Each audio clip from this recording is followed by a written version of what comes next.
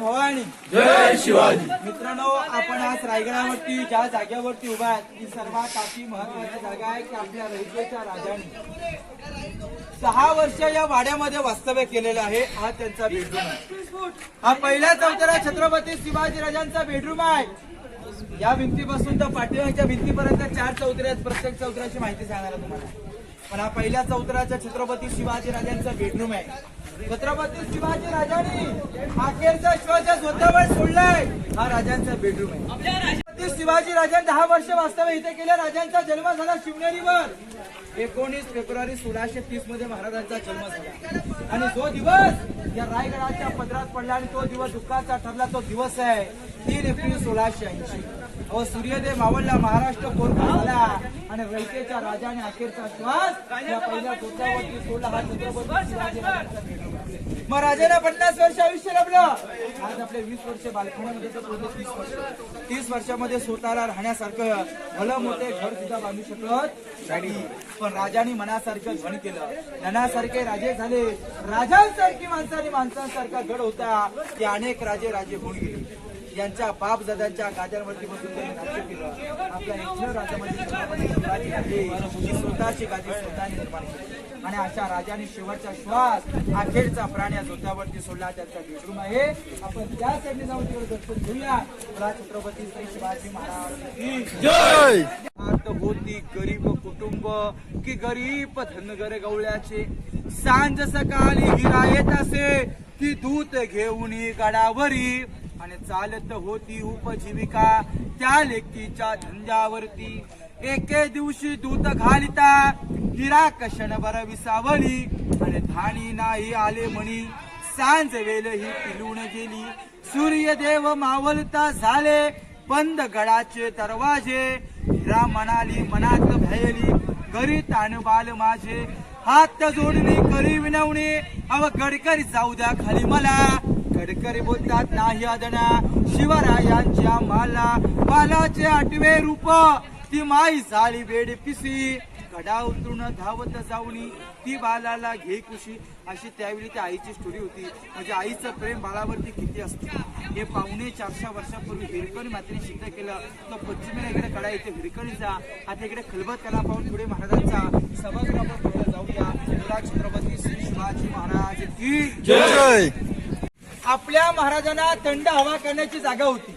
हा आयाच्या खाली कटा इथे उजव्या कोपऱ्यामध्ये 12 पायऱ्या आहेत. आतमध्ये पावसाळी दिवस आतमध्ये जाण्यासाठी थोडं रिक्स आहे. त्याला म्हणतात खलबत खाना. या खलबत खाण्याचे गुप्तहेर होते बहेरजी नाईक. आणि बहेरजी नाईक म्हटलं की बहिरूपी. प्रत्येक गड किल्ल्यांची गावांची गडांची बातम्या महाराजांना याच्या आत्मदाव सैर करायच्या म्हणून त्याला म्हणतात खलबत खाना. आपण खालून पाहिले ना समोरचे मनोरे, सप्त मनोरे, ते सप्त मनोरे आहेत. या साईडला बघा खिडकी आहेत, यांना म्हणतात टेहळणी म्हणून. टेहळणीची पहारा करण्याची जागा ही रायगडाची समोर बाजू आहे, समोरच्या बाजूला पाहणी केली जायची म्हणून याला म्हटलं जातं टेहळणी म्हणून. आता हे बुरुज पाहून महाराजांच्या दरबाराकडे जाऊया. बोला छत्रपती श्री शिवाजी महाराज की. असं महाराजांचं मोठं न्यायालय. आता इतकी न्याय आतमध्ये जायची दरबारात. एखादी व्यक्ती महाराजांची भेट घ्यायला आलाय तर महाराजांना बेडवरती जाऊन भेटू शकत नाही ना. महाराजा काय सांगायचे की त्यांना सदैवर भेटायला बोलवा म्हणून ही महाराजांची आहे सदर, हे त्यांचा दप्तरखाना. आता या भिंतीच्या आतमध्ये सभागृह, राज दरबार, महाराज छत्रपती झाले दरबार तो आतमध्ये जाता राज दरबार. इथे महाराजांचा 6 जून 1674 मध्ये राज्याभिषेक झाला. महाराजांच्या राज्याभिषेकाच्या वेळी या दरबारामध्ये 6000 मावळ्यांची उपस्थिती होती. रेशमी पैठणी कापड, मशिनीचा उजीड, मखमली गोंड्याने सजणारा हा भव्य दिव्य असा छत्रपती शिवाजी राजांचा दरबार होता. पूर्वी आपल्या महाराजांचं त्या ठिकाणावर सोन्याचं सिंहासन होतं. एक मन म्हणजे 40 किलो असं 1280 किलो वजनाचं राजांचं सोन्याचं सिंहासन होतं. जुल्फिकार खान याचा टोपणनामा इतिकार खान.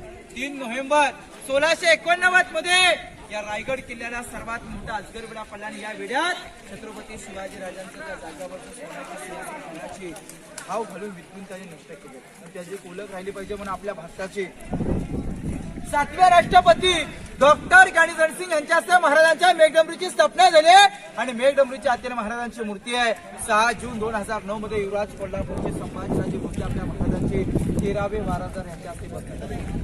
महाराजांच्या राज्याभिषेकाचं वर्णन काय आहे? महाराज सकाळी पहाटे स्नान करतात, अंगावर पोशाख बंधन करतात, गळ्यामध्ये कवड्याची माळ घालतात, गडदेवता शेताई मातेला साकडं घालतात, ग्रामदेवता झोलाई मातेला वंदन करून महाराज या नगारखान्यामधून सिंहासारखे सिंहाचे पावलं दरबारात टाकत 32 मन सोन्याच्या सिंहासनाच्या 4 पायऱ्या चढतात. आऊसाहेबांना म्हणतात आऊसाहेब हिंदवी स्वराज्याची पहिली पायरी चढतात ते आम्हाला आमचे माऊल आठवतात.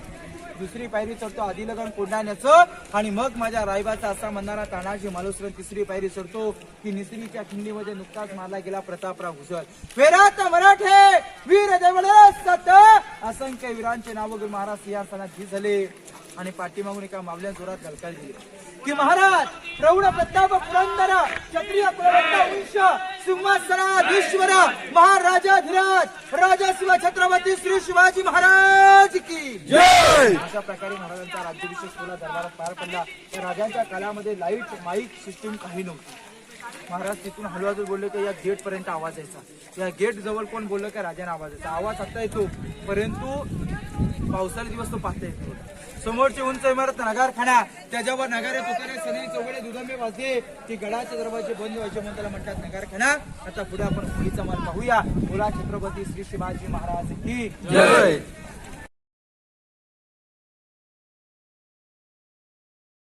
गद्दारी करेल या गुन्हेगाराच्या हातपाय बांधले जायचे, त्याला गोंत्यामध्ये भरलं जायचं, गोंत्याची गाडी बांधायची, त्या समोरच्या टोकावर त्याचा कडरोड केला जायचा.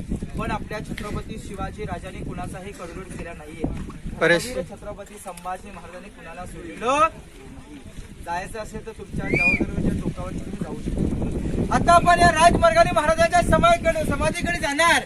पण जाताना डाव्या उजव्या साईडला छोटी मोठी घरे आहेत, वस्ती आहेत, म्हणजे छोट्याशे चौधरे जे रायगड किल्ल्यावरती जी लोकसंख्या होती ना गडावरती, महाराज तिकडे राहायची, म्हणजे प्रजा राहायची.